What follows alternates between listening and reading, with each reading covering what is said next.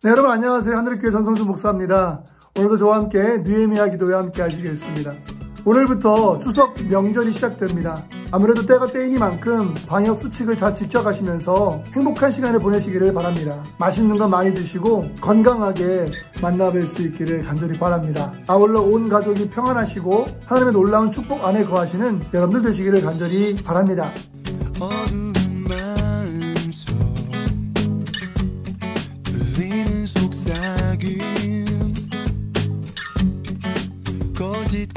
오늘 말씀은 마태복음 17장 14절로 20절 말씀입니다. 그들이 무리에게 이르되 한 사람이 예수께 와서 꿇어 엎드려 이르되 주여 내 아들을 불쌍히 여기소서 그가 간질로 심히 고생하여 자주 불에도 넘어지며 물에도 넘어지는지라 내가 주의 제자들에게 데리고 왔으나 능히 고치지 못하더이다. 예수께서 대답하여 이르시되 믿음이 없고 패역한 세대여 내가 얼마나 너희와 함께 있으며 얼마나 너희에게 참으리요 그를 이리로 데려오라 하시니라. 이에 예수께서 꾸짖으시니 귀신이 나가고 아이가 그때부터 나으니라. 이때에 제자들이 조용히 예수께 나와 이르되 우리는 어찌하여 쫓아내지 못하였나이까. 이르시되 너희 믿음이 작은 까닭이니라. 진실로 너희에게 이르노니 만일 너희에게 믿음이 겨자씨 하나의 만큼만 있어도 이 산을 명하여 여기서 저기로 옮겨지라 하면 옮겨질 것이요 또 너희가 못할 것이 없으리라.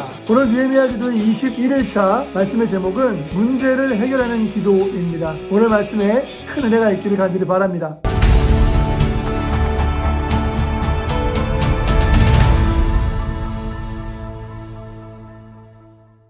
우리 신앙생활에는 절대적 힘이 존재합니다. 그건 바로 믿음의 힘입니다. 그것을 아느냐 모르느냐의 차이는 아주 미묘한 차이입니다. 사람들은 100%를 몰라서 틀리는 것이 아닙니다. 거의 다 아는데 약 1%, 2% 정도가 모자라서 틀리는 것이고 잘못되는 것입니다. 영적인 세계도 마찬가지입니다. 믿음의 절대 능력을 100% 의지해야만 합니다. 요한복음 1장 12절 이하에 보시면 영접하는 자 곧 그 이름을 믿는 자들에게는 하나님의 자녀가 되는 권세를 주셨으니 이는 혈통으로나 육적으로나 사람의 뜻으로 나지 아니하고 오직 하나님께로부터 난 자들이니라. 우리 성도들은 하나님께로부터 난 사람들이고 하나님의 자녀들입니다. 우리 성도들은 권세와 능력이 있습니다. 하나님의 권세와 능력을 힘입어 살아가는 사람들입니다. 그러나 안타깝게도 많은 성도들이 그 하나님의 능력을 힘입지 못하고 살아갈 때가 있습니다. 문제가 생기면 그 문제를 권세와 능력으로 잘 풀어나가야 할 텐데 그 능력을 잘 누리지 못합니다. 하나님께로부터 나오는 영광과 기쁨, 감사와 은혜를 누리지 못하고 그저 의무감과 책임감으로 피곤한 신앙생활을 하곤 합니다. 그런 신앙생활은 너무 수고롭죠. 오래가지도 못할 것입니다. 오늘 마태복음 17장에 보시면 문제를 두고 기도하는 제자들의 모습을 볼 수 있는데요. 간질병에 걸린 아들을 한 사람이 제자들에게 데리고 왔습니다. 그리고 병 낫기를 부탁하였습니다. 그때 마치 예수님께서는 변화산에 올라가신 상황이라서 그 제자들과 함께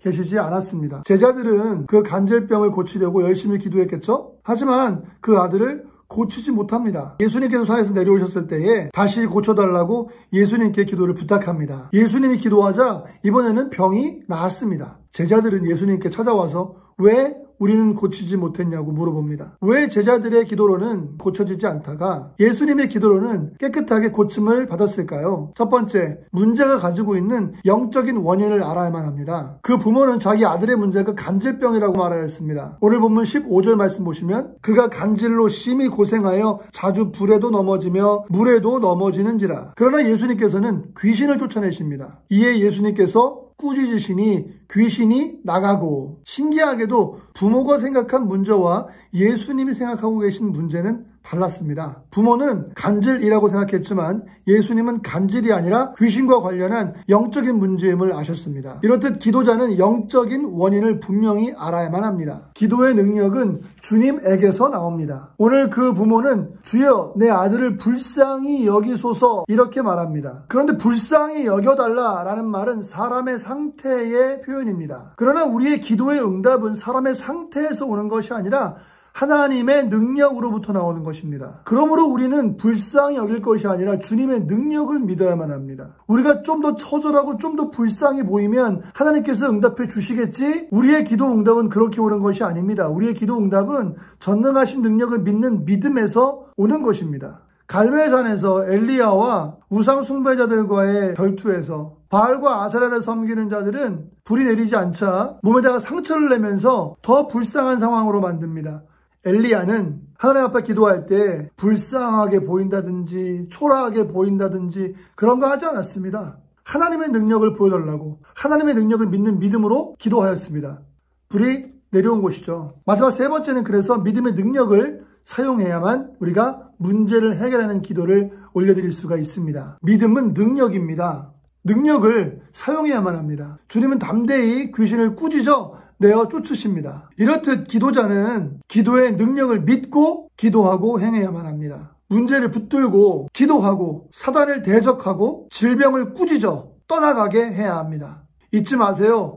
믿음으로 기도하는 기도자의 기도 소리는 세상을 향한 선포이고 세상을 향한 명령입니다. 그 기도에 하나님의 권세와 능력이 있음을 믿으시기를 바랍니다. 기도는 하늘에서 불을 호출할 수 있고요.